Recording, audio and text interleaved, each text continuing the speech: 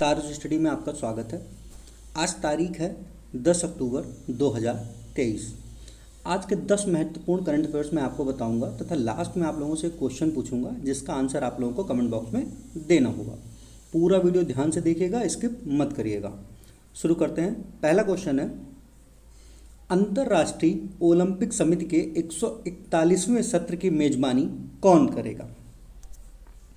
4 option आपके सामने दिए गए हैं।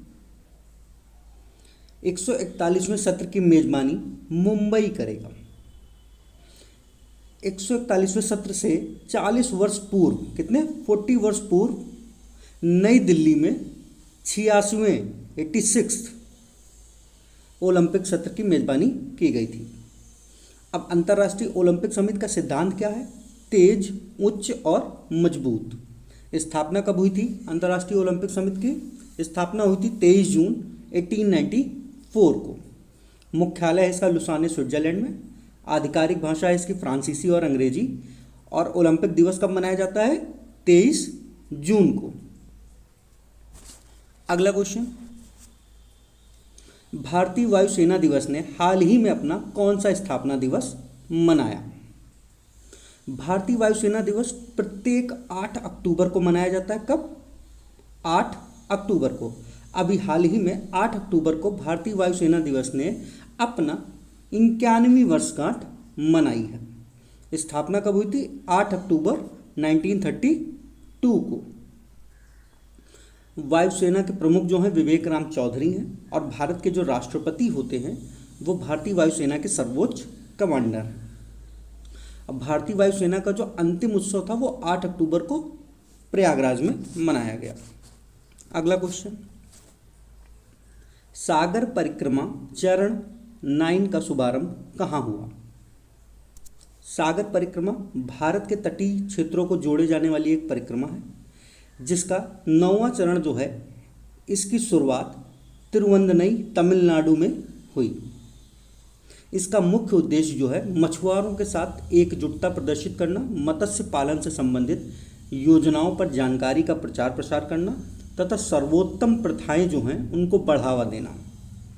अब तमिलनाडु की बात आई है तो तमिलनाडु के बारे में देख लीजिए। तमिलनाडु का जो गठन हुआ था वो 24 जनवरी 1950 को हुआ था। राजधानी इसकी चेन्नई है और ये मैप में है, ये तमिलनाडु है। मुख्यमंत्री एम.के. स्टालिन है और राज्यपाल है रविंद्र नारायण रवि।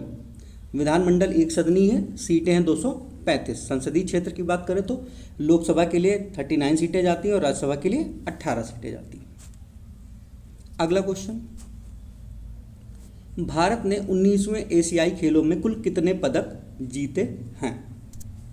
भारत ने 19वें एशियाई खेलों में कुल 107 पदक जीते हैं। पहली बार 100 का आंकड़ा भारत ने पार किया है।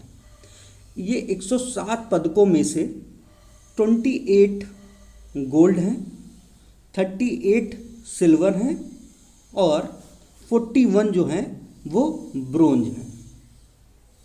19वें एशियाई खेल जो शुरू में 2022 के लिए निर्धारित किए गए थे लेकिन कोविड के चलते स्थगित कर दिए गए और अभी 23 सितंबर से 8 अक्टूबर तक खेले गए।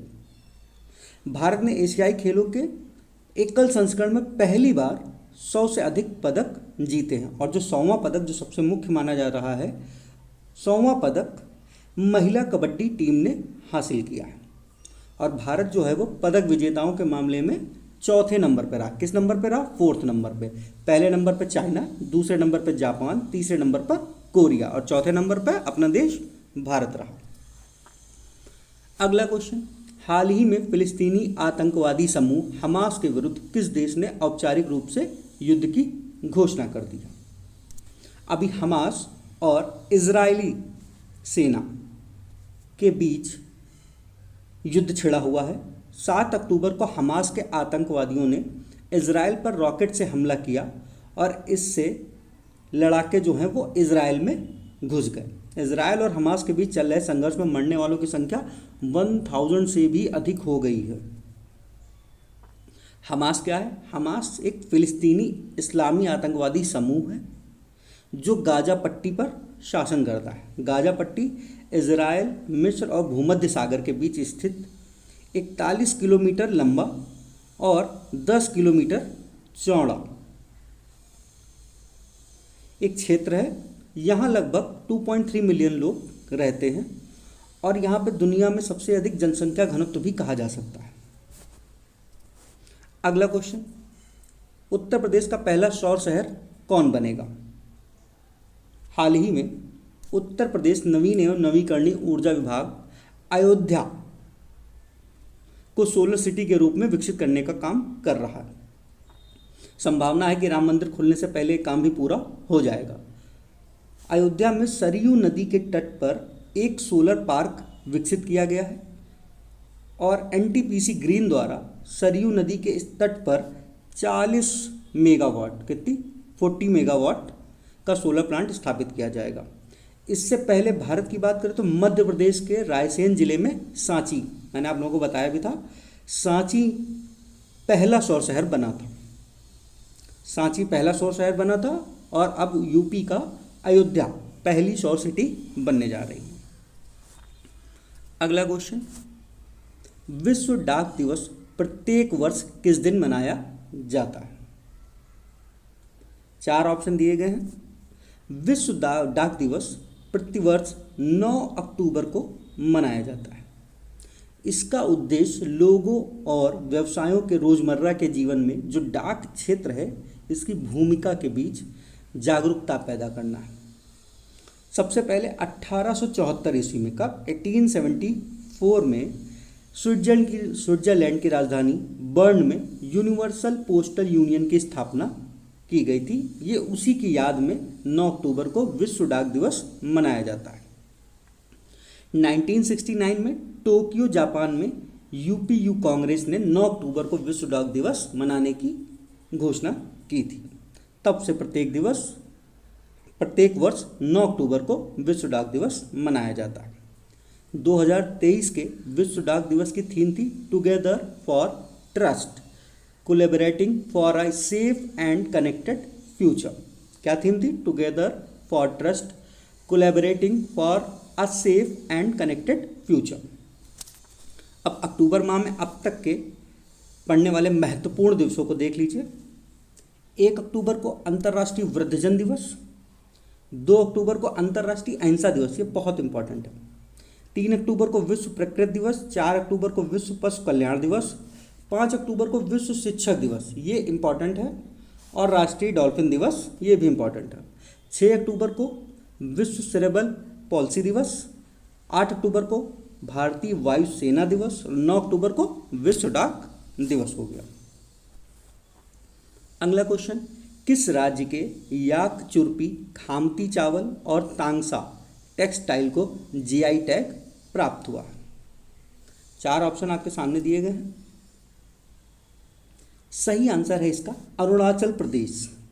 अरुणाचल प्रदेश के याक चुरपी, खामती चावल और तांगसा टेक्सटाइल को जीआई टैग प्राप्त हुआ है। याक चुरपी क्या है? याक चुरपी अरुणाचल की जो याक प्रजाति की गाय या फिर याक जो जानवर होता है उसके दूध से बनाई जाती है याक चुरपी। खामती चावल ये चबाने वाला एक चिपचिपी चावल की किस्म है। इसकी खेती पारंपरिक खम्पटी आदिवासी किसानों द्वारा की जाती है। कौन किसानों द्वारा? खम्पटी। और तांगसा टेक्सटाइल, इसका उत्पादन जो है वो तांगसा जनजाति द्वारा किया जाता है। अगला क्वेश्चन, भारतीय नौसेना ने शिक्षा शाखा के वरिष्ठ अधिकारियों के लिए किस कार्यक्रम का आयोजन किया? सही आंसर इसका संवर्धन कार्यक्रम का।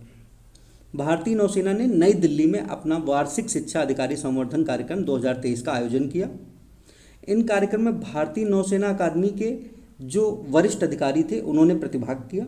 इसका मुख्य उद्देश्य शिक्षा शाखा से संबंधित विभिन्न नीतिगत पहलुओं और समकालीन मुद्दों के बारे में विचार विमर्श करना था। अगला क्वेश्चन और लास्ट क्वेश्चन, हाल ही में अर्थशास्त्र के लिए वर्ष 2023 का नोबेल पुरस्कार किसे दिया गया? अमेरिकी श्रम अर्थशास्त्री क्लाउडिया गोल्डिन। कौन? क्लाउडिया गोल्डिन को महिलाओं के श्रम बाजार परिणामों की हमारी समझ में महत्वपूर्ण योगदान के लिए अर्थशास्त्र में 2023 का नोबेल पुरस्कार दिया गया। किसके द्वारा? Royal Swedish academy of sciences के महासचिव हंस एलेग्रेन ने। कब दिया? इनको दिया गया ये 9 अक्टूबर को। अब बाकी के 3 ऑप्शन ये आपके फिजिक्स के नोबेल प्राइज विनर हैं 2023 के। और साहित्य का नोबेल पुरस्कार की बात करें तो ये नॉर्वे के लेखक जॉन फासे को दिया गया है और ईरानी मानवाधिकार कार्यकर्ता नरगिस मोहम्मदी को 2023 का शांति का नोबेल पुरस्कार दिया गया।